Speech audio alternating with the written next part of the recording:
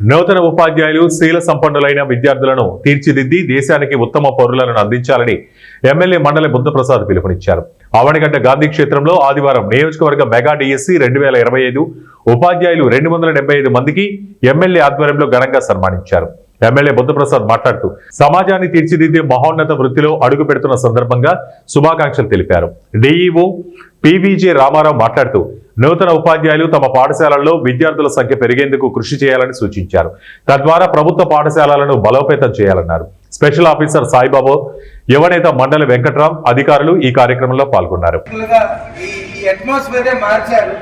ఇక్కడ నుంచి ఒక మంచి క్రీమ్ తయారవుతుంది. ఈరోజు రాష్ట్రంలో, ఉమ్మడి రాష్ట్రంలో జిల్లాలో చూసుకున్నా కానీ ఎక్కువ మంది అవినిగడ్డ నుంచి వచ్చిన టీచర్స్ ఉన్నారు. అలాంటి ప్రోడక్ట్ ఇక్కడ తయారవుతుంది. కాంపిటీషన్ మీ అందరికీ కూడా ధన్యవాదాలు.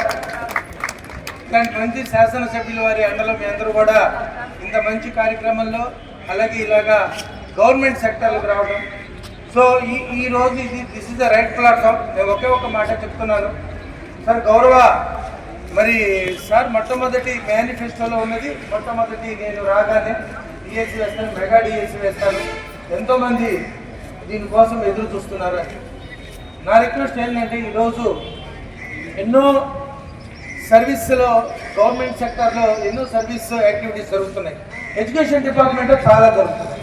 సో మీ అందరూ కూడా దాన్ని మనస వాచ కర్మణ ఒక దీక్షతో ఎలాగా మీరు ఈరోజు డిఎస్సి సాధించారో అదే దీక్షతో మీరు సర్వీస్ మొత్తము పని చేయండి.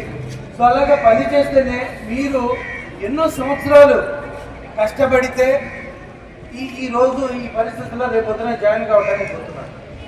కానీ మీలాగా మీ ప్రిడిసెసర్స్, మీ సక్సెసర్స్ ఉన్నారు, వెళ్ళారు ఎన్నో సంవత్సరాలు చేసి.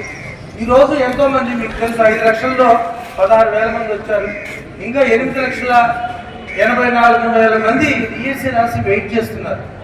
సో అందరికీ మనము అవకాశాలు, మీకు ఏ విధంగా వచ్చిందో అవకాశం, అలాంటి అవకాశాలు వాళ్ళకి కూడా కల్పించాలంటే అది మీ చేతుల్లోనే ఉన్నది. ఒక మంచి, మీరు ఎలాగ క్రీమ్ బయటకు వచ్చారో రేపొద్దున మీ నుంచి ఒక ప్రోడక్ట్ బయటకు వస్తుంది, కొన్ని జనరేషన్స్ బయటకు వస్తున్నాయి. అది తెప్పించాల్సిన బాధ్యత మీ మీద ఉన్నది. ఇవాళ ఉభయ తెలుగు రాష్ట్రాల గుర్తుకొచ్చేది అవనిగడ్డలో ఉన్న డిఎస్సి కోచింగ్ సెంటర్స్ అద్వితీయమైన ప్రతిభను చూపటం, ఈ రాష్ట్రంలో అత్యధిక సంఖ్యలో ఉపాధ్యాయులను తయారు చేసే ఒక కార్ఖానాగా అవనిగడ్డ నియోజకవర్గాన్ని తీర్చిదిద్దేందుకు ముందుగా కోచింగ్ సెంటర్ల నిర్వాహకులకి పేరు పడిన హృదయపూర్వకంగా ఎందుకంటే అవనిగడ్డ చరిత్రలో ఇది ఒక పెద్ద మొదటి.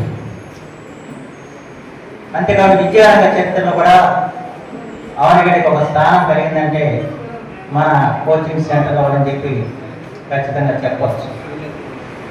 అయితే దాన్ని మన నియోజకవర్గానికి సంబంధించిన యువకులు ఉపయోగించుకోవటం, ఈ రోజున దాదాపు 275 మంది ఇవాళ ఉద్యోగాల్లో ప్రవేశం చేయటం మనందరికీ ఆనందమైన విషయం. ఎందుకంటే రాష్ట్ర ప్రభుత్వం అనేక కార్యక్రమాలు చేయాలి, కానీ అనేక సంక్షేమ కార్యక్రమాలు చేస్తున్నాం, అభివృద్ధి కార్యక్రమాలు చేస్తున్నాం. అవన్నీ ఒక ఎత్తు ఉద్యోగ కల్పన మొదటి. ఆ ఉద్యోగ కల్పనలో కూడా భావి తరాలను తయారు చేసే ఉపాధ్యాయులను అందించడం మొదటి. దాంట్లో మన నియోజకవర్గం ఈ రోజున ప్రథమ స్థానంలో నిలవడం మనందరం కూడా చాలా గర్వదాయకమైన విషయం చెప్పి మాత్రం మనం చేస్తున్నాం. గత 5 సంవత్సరాలుగా ఇక్కడ ఉన్న డిఎస్సి కోసం కోచింగ్ సెంటర్లో తయారవుతున్న పిల్లల సాధక పాత్రని కూడా నాకు బాగా తెలుసు. ఎక్కడెక్కడి నుంచో భార్య పిల్లలను కూడా వదిలేసి ఉద్యోగాలకు ఎప్పుడు డిఎస్సి ప్రకటిస్తారా, ఎప్పుడు మనం ఉద్యోగాలు తగ్గించుకోవాలని చెప్పి రాత్రులతో ఇక్కడ శిక్షణ రావటం, ఆ శిక్షణకు వచ్చినప్పుడు వాళ్ళు ఎన్ని బాధలు పడ్డారో, ఆకలి తరపులతో ఏ విధంగా అలమటించారో, ఓ పక్క ఎక్కడన్నా పొరపాటులో కూడా పాల్గొంటూ తమ భక్తిని గడుపుకుంటూ ఆ తర్వాత ఈ కోచింగ్ పొందుతూ 5 సంవత్సరాలు పడ్డ కష్టం నేను కళ్ళలో రక్షిస్తుంది. అయితే ఎన్నికల ముందు వచ్చేప్పటికీ ఇదే ప్రధానమైన అభ్యర్థన. ఆలయానికి మొట్టమొదటిగా పవన్ కళ్యాణ్ గారు రావడం జరిగింది. ఆ రోజున ఇక్కడ ఉన్న ఈ డిఎస్సి కోచింగ్ విద్యార్థులందరూ కూడా వారిని వేరే విషయాలు మాట్లాడకుండా కేవలం డిఎస్సి గురించి మాట్లాడడానికి